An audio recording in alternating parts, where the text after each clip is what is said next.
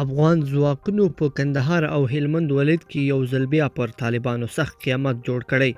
دا چې افغان هوایي ځواکونو او کمانډو ځواکونو پر طالبانو چیرته او څنګه عملیات ترسره کړي، څومره تلفات یې وراړولي، په دې ویډیو کې راسره وګورئ او چینل سبسکرایب کړئ.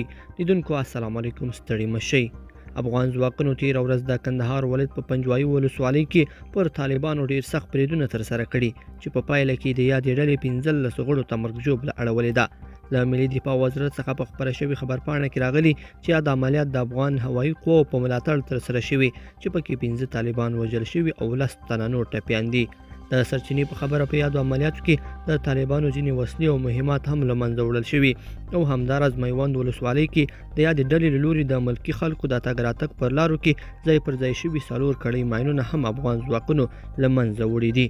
بلخوا ملي دفاع وزارت وایي هلمند کې د هوایي برید پر مهال د 7 طالبانو وژل کېدل او ټپي کېدل وایي. تېره شپه هوایي ځواکونو د هلمند ولایت مرکز لښکرګاه اړوند سورګدر سیمه کې پر طالب ترهګرو برید ترسره کړ چې په پایله کې 15 طالبان وژل شوي او 2 تنه نور ټپیان شوي دي.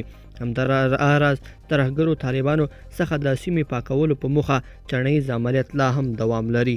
لیدونکو په دې هیله چې دغه مطلب به مو تر پایه لیدلی وي، که مو دا ویډیو خوښه شوې ویډیو لایک کړئ او چینل سبسکرایب کړئ. تر بیا ښه وخت.